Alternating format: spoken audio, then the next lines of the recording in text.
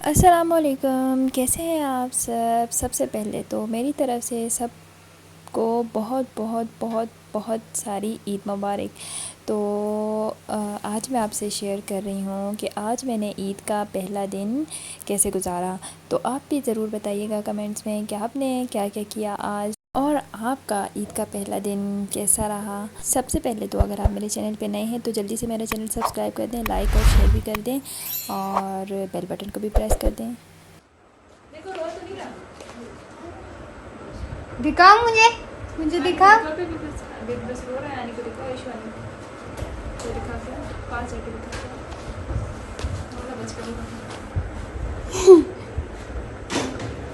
भैया शूज देखा, watch watch दिखा, वॉच आइस दिखाओ, टीथ दिखाओ। स्वीटू दो। वाओ, कर रही थी, करो।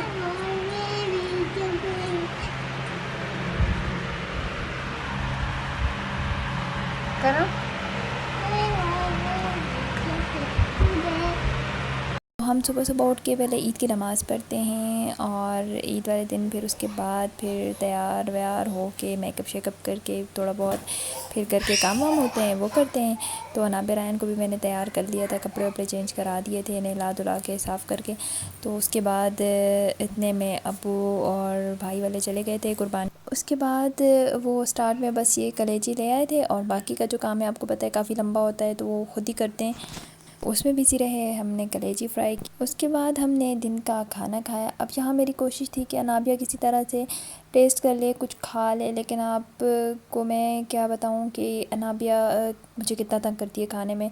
शायद सारे ही बच्चे ऐसे होते हैं, लेकिन पर मुझे लगता है मेरे बच्चे ज़्यादा ऐसे हैं खाने के मामले में। और अनाबे तो हर चीज़ पहले स्मेल करती है, फिर टेस्ट करती है, फिर खाती है। अगर टेस्ट समझ में आता है तो खाती है, नहीं तो नहीं। यहाँ मैंने हर ट्रिक आजमाई कि अनाबिया खा ले, लेकिन आज अनाबिया ने थोड़ा सा टेस्ट करके छोड़ दिया था, और फिर मैं अपने इस मिशन में कामयाब नहीं हो चुकी थी। तो फिर इसके बाद मैंने खुद दिन का खाना खाया।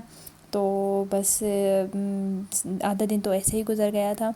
उसके बाद बाकी आपको पता है कि फिर जब तक वो कुर्बानी का सारा काम हो रहा था बाहर, तो तब तक तो चले कुछ नहीं था। उसके बाद फिर जब गोश्त आ जाता है और घर पे जो काम वाम होते हैं, तो फिर आपको अंदाज़ा है कि कितना हालात हो जाते हैं, इतना बंदा बिज़ी हो जाता है कि मैं आपको क्या बताऊं। तो यहाँ पे गोश्त आ गया था, खैर मैंने तो टच नहीं किया गोश्त को इतना, अम्मी और अब्बू ही लगे हुए थे। इस दफ़ा मेरी ईद थी अम्मी वालों की तरफ थी मैं, इसलिए तो मेरी ईद यहाँ पे थी बड़ी। तो अम्मी और अब्बू, भाई और बहन वो सारे लगे हुए थे, सारा अलग किया, फिर साफ़ किया, फिर वो जो पीसीस वीसीस करते हैं सब करके उन्होंने रखा। तो मैंने कहा चले मैं फिर कुकिंग की तरफ जाती हूँ, आप ये काम समेटे। तो अम्मी और भाई और अब्बू बैठे हुए थे ये सारा करने में। फिर उसके बाद सारा साफ़ करके हमने रख दिया था।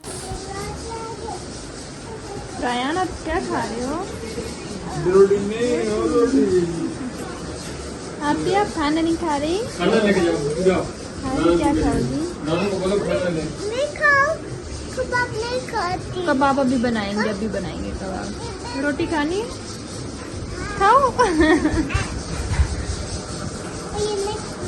भैया, भैया कहाँ कर रहा है चोनी भैया?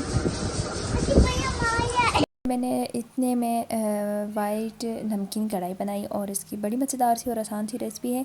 तो इसमें मैंने बस जस्ट गोश्त को बॉईल किया, और अनियन को पानी में बॉईल करके अनियन और हरी मिर्चें जो थी वो ग्राइंड करके वो डाल दी थी, और काली मिर्च डाली। इसके अलावा अदरक लहसुन का पेस्ट ऐड किया, और इसको फिर पकाया जो इसकी यखनी थी उसमें अच्छी तरह। उसके बाद इसकी ऐसी शक्ल आ गई थी, और ये बड़ी मज़े की बनी थी। आप भी ज़रूर ट्राई कीजिएगा।